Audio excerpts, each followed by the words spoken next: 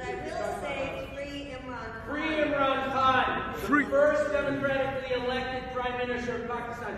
He will save Pakistan. The committee Yes, has I'm concerned been about democracy in Pakistan. That's why we want to free Imran Khan. So we were just inside the hearing where the State Department's head, Don Liu, of dealing with Pakistan, was in there telling lies about how the U.S. doesn't interfere in the internal affairs of Pakistan. And a lot of people in the audience were speaking out and saying lies, lies. And then we got kicked out, the three of us. And as we were leaving, we talked about how if we care about democracy in Pakistan, we have to free Imran Khan. He will back, inshallah. Inshallah. Finally, they got a great leader like Imran Khan, and they put him in a death cell. We say, get Imran Khan out of his death cell now. Free Imran Khan, a great democratic leader in Pakistan. We need Imran Khan. Free him from a death cell in Pakistan. Free Imran Khan. Free Imran Khan. Free Imran Khan. अस्सलामु अलैकुम। America Pakistan की सियासी engineering का एक अहम किरदार रहा है। अमेरिका ने जब चाहा पाकिस्तान के किसी सियासी या अस्करी रहनुमा के नाम पर कांटा लगा दिया, फिर चश्मे फलक ने उसे माइनस होते देखा। दोनों मुल्कों का 7 अशरों का ताल्लुक़ इसी आँख मचोली से इबारत है। मगर तारीख़ में पहली बार अमेरिका ऐसी कोशिश में अवामी सतह पर अपनी साख ख़राब और हाथ ज़ख्मी कर बैठा है। इस ताल्लुक़ में अमेरिका के एक हाजिर सर्वस ओहदेदार अंडर सेक्रेटरी बराए जनूबी एशिया डोनाल्ड लू को न सिर्फ पाकिस्तान में अवामी जलसों में तनकीद का निशाना बनाया गया, बल्कि अब ये मामला अमेरिका तक दराज हो गया है। इमरान खान ने मकामी और आलमी इस्टेब्लिशमेंट के दरमियान तालमेल को भांपते हुए कहा था कि मुझे निकाला गया तो मैं और ज़्यादा ख़तरनाक हो जाऊंगा। उस वक्त इस बात का जम कर मजाक उड़ाया गया था और ख़तरनाक हो जाने की बात पर मुख्तलिफ़ कार्टून बनाए गए थे। मगर 2 साल हो गए, उनकी हुकूमत का ख़ात्मा एक उलझी हुई डोर की शक्ल इख्तियार कर चुका है, जिसे सुलझाने में बहुत सू के पाँव इसमें फंस चुके हैं। साफ नज़र आ रहा है कि ये मामला माजी के केसों की तरह फ़ाइलों में दफन नहीं रहेगा, न बलाओं के संदूक के खुलने के मुतरादिफ होगा, और अब इससे बलाएँ निकल कर बहुत दूर तक फैलती जा रही हैं। आज अमरीकी कांग्रेस में पाकिस्तान और अमरीका के ताल्लुक़ में डोनाल्ड लू का कुटहरे में खड़ा होना, परेशान हाल और टूटे हुए लहजे के साथ अपना दिफा करना, ये बता रहा है कि ज़माना सिर्फ अमेरिका या पाकिस्तान के लिए ही नहीं, बल्कि उनके ताल्लुक़ के हवाले से भी बदल गया है। ये अमेरिका और पाकिस्तान के ताल्लुक़ की पहली सियासी इंजीनियरिंग है जिसमें 2 साल से अमेरिका भी फंसा हुआ है और पाकिस्तान भी, वगरना ऐसे केस और ऐसी कार्रवाइयाँ अमेरिका के लिए कभी कोई मसला रहा ही नहीं। अमेरिका ऐसे वाक़यात में मच्छर को मसल कर गुजर जाता रहा और अपने पीछे थोड़ा शोर, कुछ चमेगोइयाँ, चंद तहकीकाती रिपोर्ट्स और बेशुमार अफसाने छोड़ता रहा। उसके बाद सब एक बार फिर हंसी खुशी रहने लगते थे। लियाकत अली ख़ान के कत्ल से भुट्टो की फांसी और ज़ियाउल हक़ के जहाज़ तक कौन सी कहानी है जिसमें अमेरिका का नाम ना आया हो।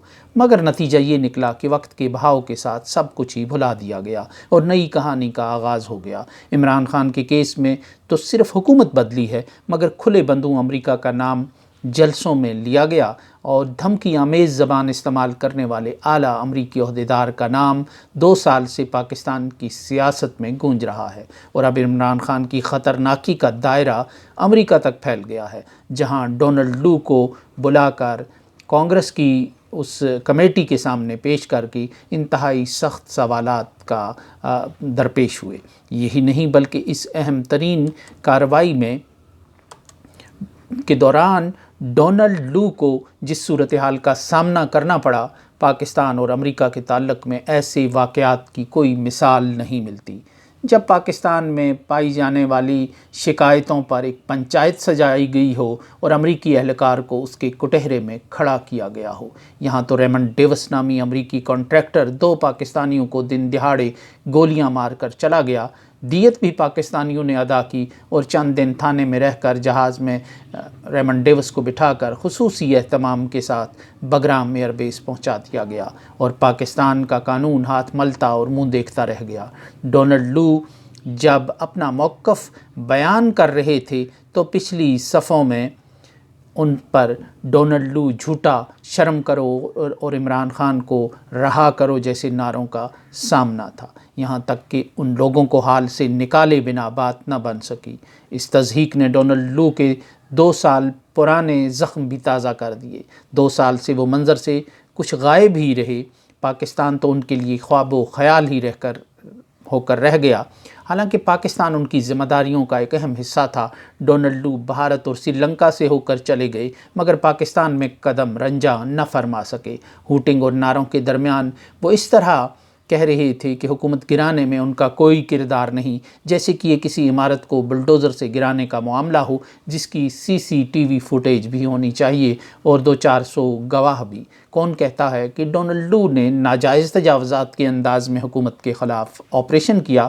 بات صرف اتنی ہے کہ انہوں نے پاکستانی سفیر کو بلا کر دھمکیاں دیں اور سفیر نے ان دھمکیوں کو پاکستان میں اس نوٹ کے ساتھ بھیجا کہ اس زبان پر احتجاج کیا جانا چاہیے۔ اکثر لوگ اس بات کو حکومت گرانے میں اہم کردار سمجھتے ہیں اور ڈونلڈ لو اسے غلط بیانی یا جھوٹ قرار دے رہے ہیں۔ یہ جھوٹ ہے تو انہیں پاکستان کے سفیر امریکہ اسد مجید پر ذاتی حیثیت میں مقدمہ کرنا چاہیے جس نے انہیں مس انٹرپریٹ کیا اور اس بات کی گفتگو کی غلط رپورٹنگ کر کے اسلام آباد بھیجی۔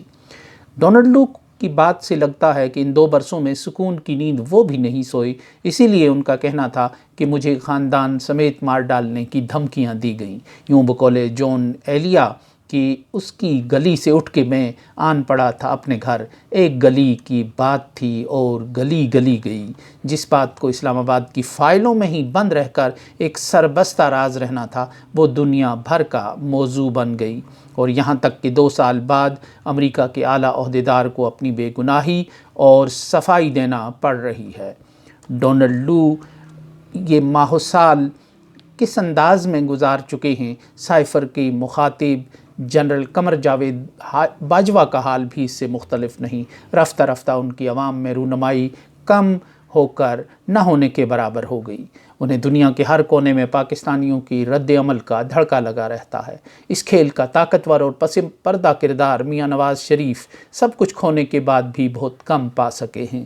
وہ خود کو پاکستان کی وزارت عظمیٰ کا مستقل، جائز اور مناسب ترین امیدوار سمجھتے رہے۔ ان کا خیال تھا کہ پنجاب کے مقبول رہنما کی حیثیت سے وزارت عظمیٰ پر انہی کا حق فائق ہے۔ اپنے اور پرائے بھی ان کی اس مقبولیت اور کراؤڈ پلر ہونے کے فلسفے کی بنیاد پر وزارت عظمیٰ کی قبا کو انہی کے تن کے لیے ناگزیر سمجھتے تھے، مگر یہ 2 برس ان کی مقبولیت اور سیاست پر بہت بھاری گزرے۔ لندن کے ایون فیلڈ اپارٹمنٹس میں رہے تو پاکستانیوں نے وہاں بھی میلے سجا کر ان کے معمولات کو مشکل بنائے رکھا۔ ملک میں مقبولیت کی امید پر واپس آئے تو قانون کو اپنے آگے دست بستہ پایا اور بائیو میٹرک مشین کی صورت میں قانون ان کی قدم بوسی کرنے ایئرپورٹ پہنچا، مگر اس قدر شاہانہ انداز کی واپسی کے بعد بھی انہوں نے دیکھا کہ ان کی مقبولیت تو 2 برس میں فسانہ بن گئی۔ انتخاب سے 2 دن پہلے وزیر اعظم نواز شریف کی سرخیاں لگوا کر نقصان کا ازالہ کرنے کی کوششیں ہوئیں، مگر اشہب زمانہ طلب کا تازیانہ کھا کر بہت دور نکل چکا تھا اور 8 فروری کو انتخابات کے روز کہیں دور سے وقت کے گھوڑے کی ٹاپ ہی سنائی دے رہی تھی۔